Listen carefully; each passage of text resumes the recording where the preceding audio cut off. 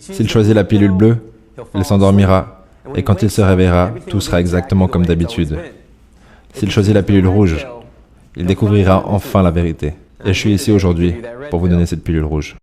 Après avoir vu cette vidéo, vous ne verrez plus le monde de la même façon. Et à la fin de la vidéo, comme d'habitude, il y a un extrait du prochain épisode. Mais cette fois, il y aura également une question de Quentin. Il m'a posé une question sur Messenger et je lui ai répondu par note vocale.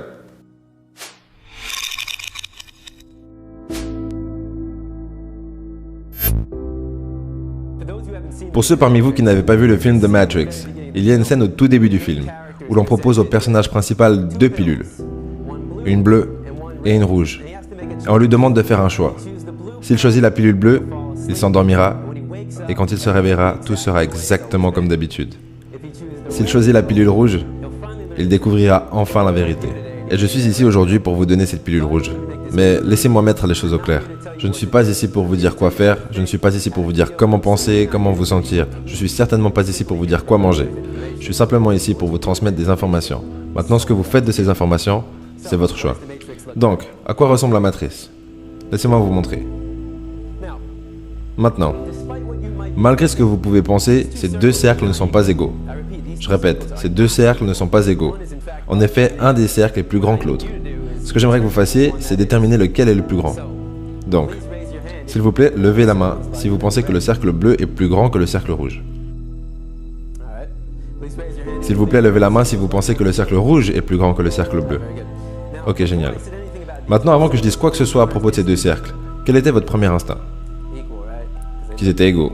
Parce qu'ils ont l'air égaux. Et la raison pour laquelle ils ont l'air égaux, c'est parce qu'ils sont égaux. Ces 2 cercles sont identiques. Mais j'ai réussi à faire en sorte que vous leviez tous la main pour dire le contraire. Donc, qu'est-ce qu'on peut en apprendre? Que vous pouvez être manipulé comme ça, à croire quelque chose qui va contre votre instinct naturel. Imaginez juste que vous êtes un enfant et qu'on vous a appris que le cercle bleu est plus grand que le cercle rouge. Si vous le dites assez de fois, vous devenez convaincu que c'est le cas. La mauvaise nouvelle, c'est qu'on est tous extrêmement influençables. Et sous l'influence des histoires et des croyances qu'on a acquis à travers le temps. La bonne nouvelle, c'est qu'une fois qu'on s'en rend compte, on peut changer ça. Et ce que j'ai envie de vous dire, c'est, ou plutôt vous demander, c'est est-ce que vos parents vous ont inculqué certaines croyances à travers des histoires? Est-ce que vous répétez ces histoires aujourd'hui? Et si oui, est-ce que vous voulez avoir la même vie que vos parents? Ça peut être pareil avec vos amis, je dis vos parents, mais c'est égal.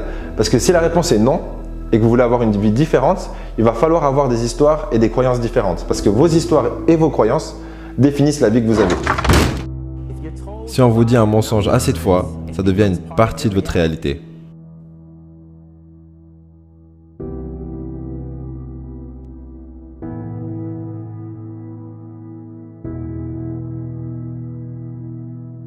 Et si ce mensonge a été inculqué à assez de personnes, donc que le cercle bleu est plus grand que le cercle rouge, maintenant ça fait partie de la culture. Et si cette culture continue à transmettre cette mauvaise information à la génération suivante, là ça devient une tradition. Et la chose de laquelle on doit se souvenir, c'est que ce n'est pas parce qu'on a une tradition que c'est moralement acceptable. Les traditions et la moralité ne sont pas toujours la même chose. Je veux dire, est-ce que vous arrivez à penser à une tradition qu'on a déjà eue aux États-Unis d'Amérique, qu'on n'a plus aujourd'hui? Et que maintenant, en y repensant, on voit que c'était immoral? L'esclavage. Il y a moins de 100 ans en arrière. Et c'était une tradition. Donc les traditions que nous avons aujourd'hui ne veulent pas dire qu'elles sont moralement acceptables. En évoluant en tant que culture, nos traditions évoluent également. Maintenant, la matrice est une histoire. C'est une histoire qui, quand elle est répétée assez de fois, à assez de personnes, s'intègre à la culture. Et elle devient ensuite une tradition. Et cette histoire est répétée encore et encore. Tous les jours. Dans les faits, si vous croyez que l'image sur le carton est l'endroit depuis lequel vous obtenez votre lait, vous vous trompez. C'est un fantasme. Ça n'existe que dans votre tête. C'est une pilule bleue qui vous a été donnée par les industries pour que vous achetiez leurs produits. Ceci est la matrice. Le mensonge qu'on se raconte au sujet de l'endroit d'où vient notre nourriture. La réalité est bien plus perturbante. 90 à 95% du lait, de la viande et des œufs que nous consommons aux États-Unis viennent de ces conditions. Ça s'appelle les élevages industriels. C'est ici que vous prenez des milliers de poules, des porcs, des vaches et que vous les enfermez dans un entrepôt. Tous les ans aux États-Unis, 10 milliards. Ok, 10 milliards de vaches, de porcs et de poules sont tués sauvagement pour la nourriture. Donc ça veut dire que chaque seconde, aux États-Unis, 300 animaux sont tués juste comme ça. Donc, 300, 600, 900, 1200. D'ici la fin de cette présentation, il y aura eu plus de 1 million d'animaux qui auront été tués. Et la plupart d'entre nous n'en avons rien à faire. Je veux dire, comment est-ce que c'est possible qu'aux États-Unis d'Amérique, on puisse tuer, on puisse abattre 300 animaux chaque seconde et ne pas questionner ce fait? C'est à cause de l'histoire qu'on nous a racontée. L'histoire justifie les actions. Du coup, qu'est-ce qui est moral et qu'est-ce qui ne l'est pas? En soi, c'est une question plus ou moins compliquée dans le sens où ce qui est moral pour vous pourrait être immoral pour moi. Donc c'est propre à chacun. Ce que je vous conseillerais de faire, c'est de questionner vos idéologies et vos histoires que vous ne questionnez plus pour ensuite vous centrer sur vous-même et voir avec votre instinct naturel, est-ce que ça vous semble juste ou injuste? Juste ou faux, c'est égal. Et basé sur ça, redéfinir de nouvelles histoires qui correspondent vraiment à votre nature profonde. Si vous le dites assez de fois, vous vous convaincrez que c'est la vérité. Combien de personnes parmi vous avaient appris quand vous étiez plus jeune que nous devions manger de la viande pour avoir des protéines? Je sais que j'en fais partie. Combien de personnes parmi vous avaient appris que vous deviez boire du lait de vache pour avoir des os solides? Pas du lait de chien, pas du lait de chimpanzé, pas du lait d'éléphant, pas du lait de rhino, pas du lait d'hippo, pas du lait de tigre, pas du lait de lion, pas du lait de girafe, pas du lait d'éléphant. Est-ce que j'ai déjà dit ça? Je pense que vous voyez ce que je veux dire.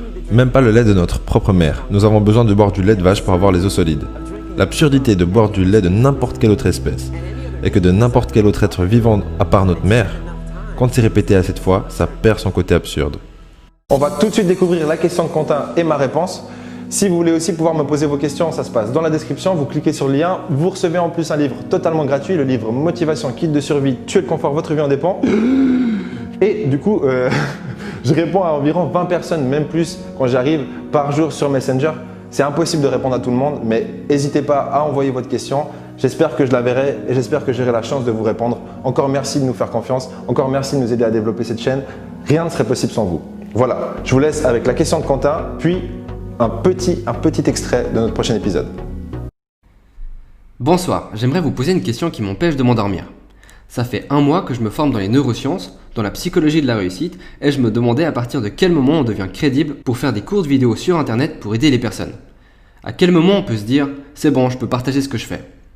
Merci de votre réponse, je l'attends avec impatience. Continuez ce que vous faites, c'est super enrichissant et surtout, ça booste. Salut Quentin, c'est Sonny. Merci pour ta question. Pour y répondre rapidement, même si c'est une question qui va comprendre plusieurs points, je dirais que tu te sentiras jamais prêt et ce sera jamais le bon moment. En tout cas, c'est cette impression que tu auras et qui va te suivre. Du coup, ce que j'ai envie de dire, c'est si ça t'empêche de dormir maintenant, c'est qu'il y a déjà des choses à faire et des choses à mettre en place dans cette direction. Et il va falloir comprendre, et d'ailleurs, tu seras bien placé pour comprendre tout ça, vu que tu es dans le sujet, en quelque sorte, qu'est-ce que veulent les gens, leur réaction, leur psychologie par rapport à ce que tu vas apporter. Et essayer d'être pragmatique. Tout le monde n'en aura rien à foutre de ce que tu vas proposer.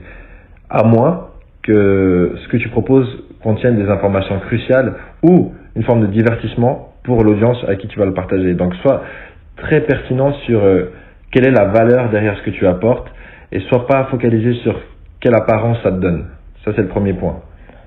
Après, si tu veux vraiment savoir si tu es prêt concrètement à aider les gens, parce que c'est ça le but final en soi, c'est que ton contenu aide les gens. Et dans ce but-là, tu dois aussi inclure le fait que la plupart des gens, n'ont pas de patience.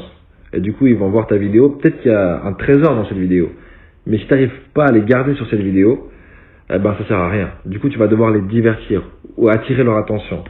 Et même si tu es un expert dans ton sujet, tu vas devoir comprendre comment le cerveau humain fonctionne pour le captiver tout au long de ta vidéo. Sinon, ton message ne sera pas écouté. Et du coup, ça inclut beaucoup de points. Donc, quand tu seras prêt avec ton sujet, tu vas aussi devoir apprendre comment présenter ton sujet.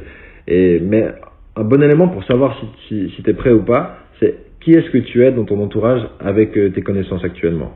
Ça peut être tes parents, tes amis. Et s'il y a encore personne, commence à ce niveau-là. Parce que sinon, tu vas te faire tracher au niveau des vidéos. Tu as besoin d'un minimum d'expérience. Si je me dis que demain je vais juste rien foutre, manger des Twinkies et regarder la télé. Oh, salut tristesse mon vieil ami. Hello dépression. Parce que lorsque tu ne fais rien, tu te sens comme une merde.